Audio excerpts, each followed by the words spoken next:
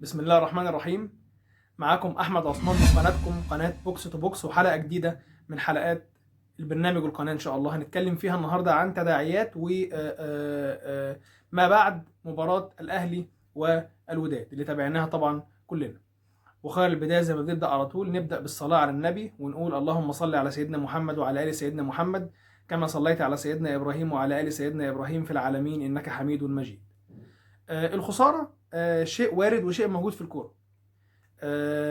جزء كبير على فكره من جمهور الاهلي ما زعلش، يعني طبعا كله زعل على خساره البطوله، وكان نفسنا نتوج بالبطوله الثالثه على التوالي وال11 في تاريخنا ونصعد لكاس العالم للانديه. طبعا ما حدش يقدر ينكر ده، ولكن الخساره لما تكون بالشكل اللي احنا شفناه هي خساره مرتبه. يعني خساره، احنا اتكلمنا عن ما فعله الكاف والاتحاد المغربي والسلطات المغربيه، اتكلمنا عن كل الكلام ده فمش هنخوض فيه. ولكن ده هو قلل من تأثير الخسارة شوية، يعني الحاجات دي كانت مقللة من تأثير الخسارة وتأثير زعل بعض الجماهير، وخلاص يعني مش هنقف عندها.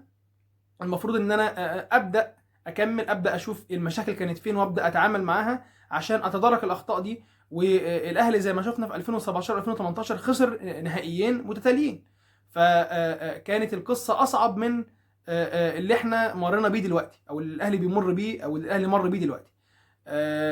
فقدر الله ما شاء فعل، الحمد لله مفيش اي مشكله. مفيش حد بيفضل يكسب على طول ولا هتاخد بطولات على طول. لازم هيجي عليك وقت يكون في اوقات فيها انكسارات عشان تبدا تلملم اوراقك وتحساباتك حساباتك وتبدا تشتغل من اول وجديد. وان شاء الله اللي جاي يكون خير على الاهلي وعلى الكره المصريه بشكل عام. بعض النقاط كده هدردش فيها سريعا، وهي امبارح من بعد المباراه صادفنا او لقينا اصوات كتير بتنادي برحيل موسيماني. انا نفسي كواحد بقدم مثلا محتوى رياضي على اليوتيوب، وشخص اهلاوي كمان، مش عارف هل موسيماني رحيله في الوقت دوت هو توقيت سليم او توقيت صحيح ولا لا. بصراحه لما قعدت افكر وجهتين النظر صح. يعني موسيماني، الاهلي بقاله فتره مع موسيماني ما بيقدمش مردود كويس تقريبا من مش من مباراه الوداد بس، لا ده لو نرجع كده لورا في الدوري. مباراه المصري نفتكرها، الاهلي ما عملش هجمه على المصري في الدوري وخسرنا المباراه دي. بعديها برضو كانت مباراه طلائع الجيش تقريبا، برضو كان تعادل بشكل مؤسف.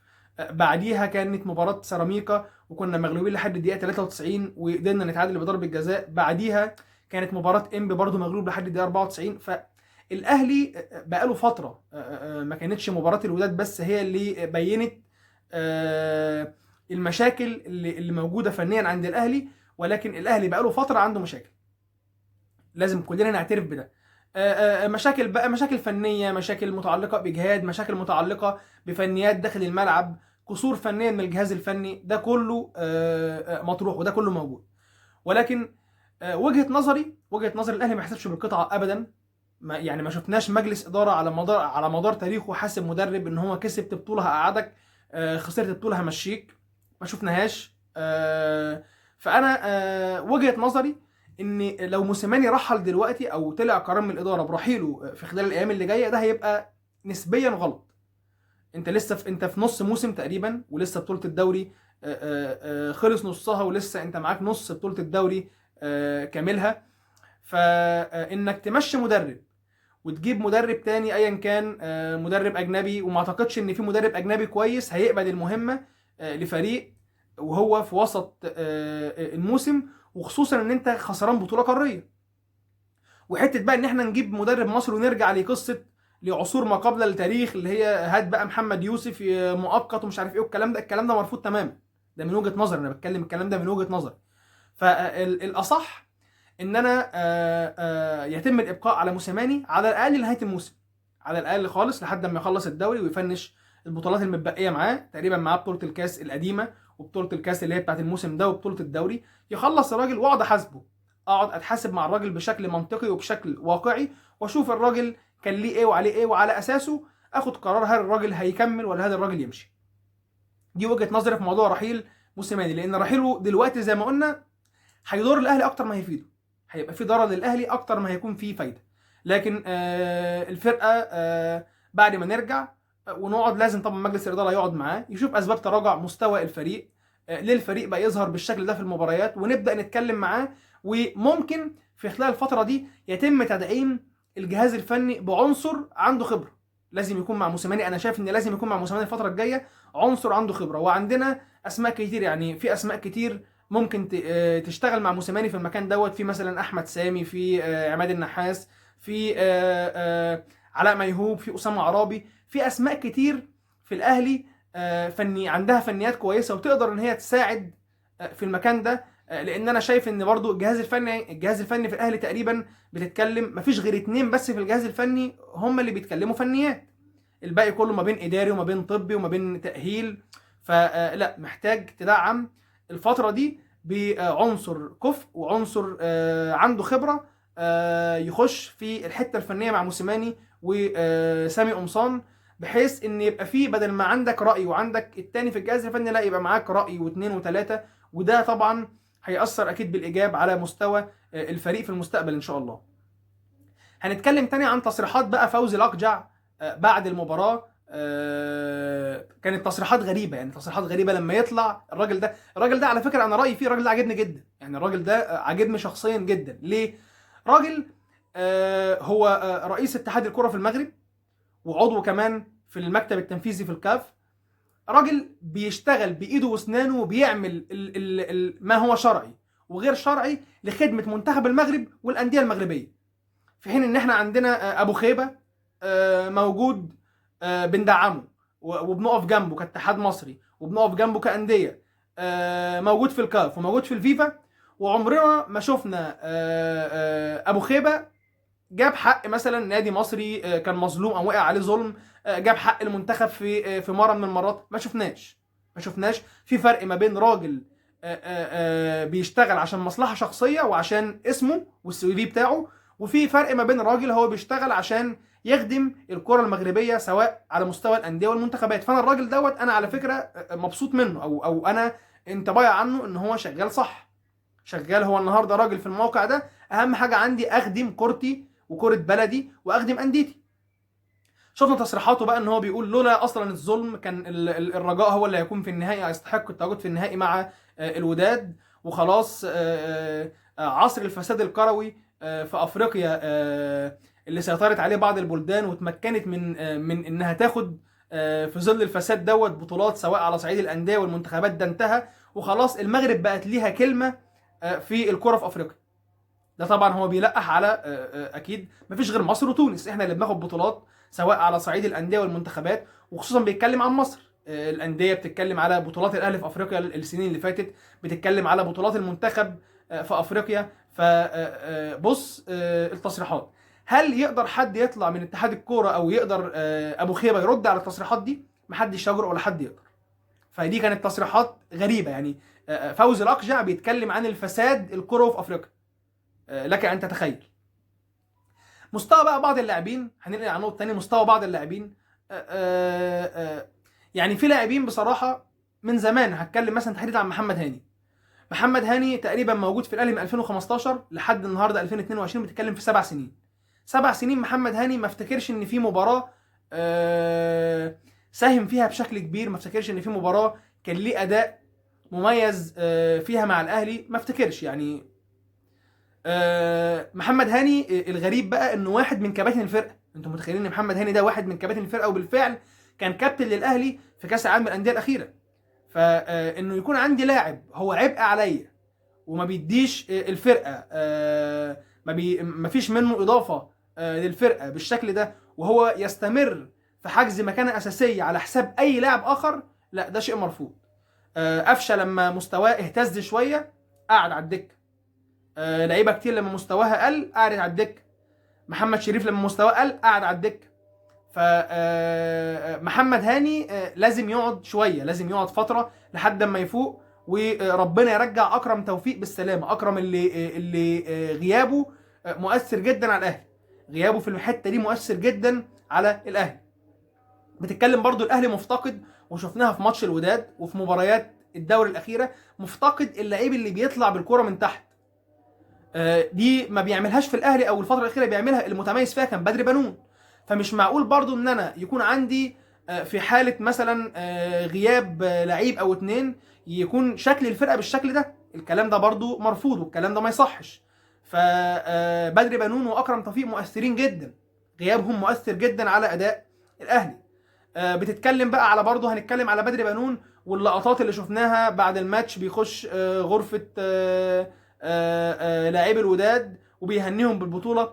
الكلام ده كل لعيب برضه بيكون ليه وجهة نظره وطريقة تفكيره. بدر بنون على فكرة لو رجعنا برضه في مباراة الرجاء كان قاعد، كان في صور برضه تداولت عنه، ما كانش مبسوط، يعني كان زعلان ان الاهلي مثلا فاز على الرجاء والاهلي تأهل عن طريق الرجاء.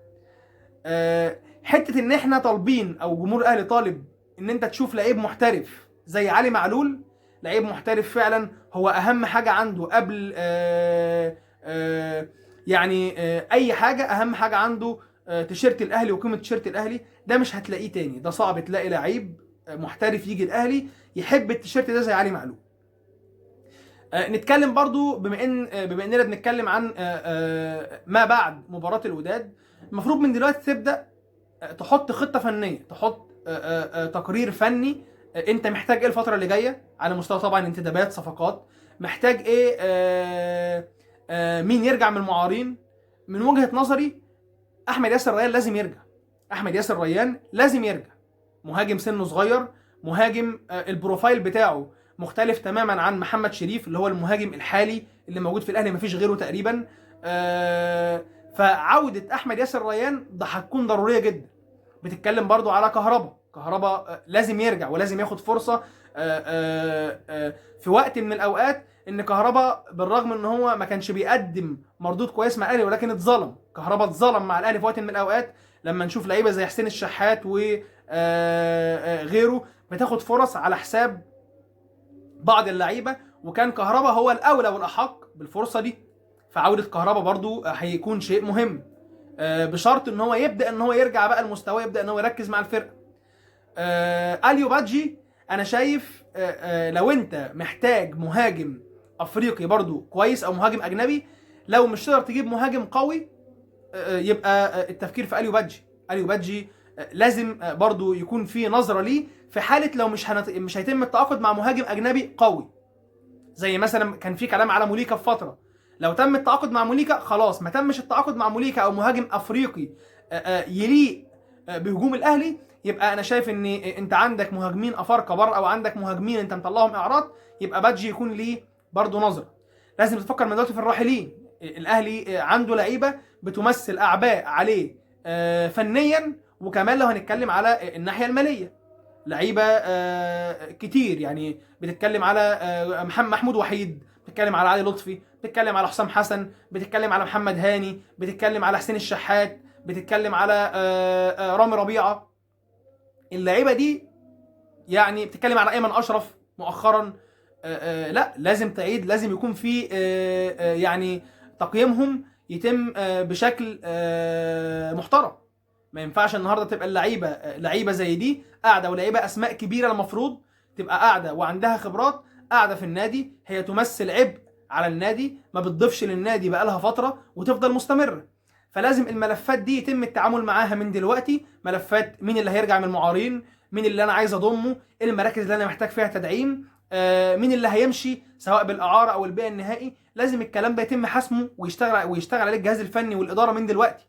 طبعا احنا عارفين ان اكيد اداره التعاقدات شغاله على صفقات، ده شيء مفروغ منه، ولكن لازم بقى من دلوقتي احدد انا محتاج ايه الموسم اللي جاي، محتاج ايه عشان ارجع اخد افريقيا تاني، وعشان ارجع البطوله دي ارجعها تاني الجزيره. لازم من دلوقتي اشتغل على الكلام ده، وان شاء الله خير باذن الله. واخر نقطه بقى هتكلم عن اتحاد الكوره. اتحاد الكوره لو هنتكلم على الموسم ده، هو موسم مليء بالاخفاقات على مستوى الكره المصريه. بتتكلم منتخب مصر عدم الفوز بكاس افريقيا، الاخفاق في التاهل للمونديال ده على مستوى المنتخب. الانديه لو هتتكلم على اهلي وزمالك، الاهلي خسر البطوله في النهائي، الزمالك برضو خرج من دور المجموعات، دي بطوله دوري ابطال افريقيا. بتتكلم على بيراميدز والمصري ما تمكنوش من الفوز بالبطوله. فانت عندك اخفاقات على مستوى انديه وعلى مستوى منتخبات، وده يرجع ان احنا بنفتقد للعنصر او المسؤول اللي عنده تخطيط محترم. احنا محتاجين حد في اتحاد الكوره يعمل لنا على مستوى على الاقل المنتخبات، يعمل لنا خطه طويله اجل نقدر نشتغل عليها عشان يبقى عندك منتخب محترم، ويبقى عندك انديه بتنافس في البطولات القاريه. واقف في ظهر انديتي، لازم اوقف في ظهر الانديه بتاعتي. لازم اتعلم بقى، لازم اتحاد الكره يتعلم شويه. ما ينفعش ان احنا نبقى سايبين الانديه بتحارب لوحدها مع الكاف، وبتحارب لوحدها مع اتحادات اهليه تانية، وانا واقف بتفرج على النادي بتاعي وسايبه يحارب لوحده. ما ينفعش الكلام ده، والله العظيم الكلام ده لو كان الزمالك هو اللي مكان الاهلي كنت هقول نفس الكلام. ما ينفعش. لازم ابدا ان انا ادافع عن انديتي وابقى واقف في ظهرهم، لان النهارده اي بطوله يجيبها سواء اهلي، زمالك، بيراميدز، مصري، اي بطوله هيجيبها نادي مصري هتحسب ان البطوله دي بطوله مصريه. النهارده المغرب، نيجي نرجع بقى المغرب الناحيه الثانيه ناجح على مستوى المنتخب، منتخبه تاهل لكاس العالم. وعلى مستوى الانديه البطولتين القاريتين اللي بيتلعبوا في افريقيا فاز بيهم انديه مغربيه. الوداد فاز بدوري الابطال، ونهضة بركان فاز بالكونفدراليه. فلازم يكون في اعاده، ولازم يكون في اعاده هيكله، ولازم يكون في تنظيم، ولازم يكون في خطه تطوير شامله تتحط عشان يبدا يكون في اصلاح الفتره الجايه للكره المصريه على مستوى الانديه وعلى مستوى المنتخبات. بس كده، دي كانت شويه نقط كنا حابين ان احنا ندردش فيها مع حضراتكم. نرجو ان الفيديو ما يكونش تقيل على حضراتكم ان شاء الله،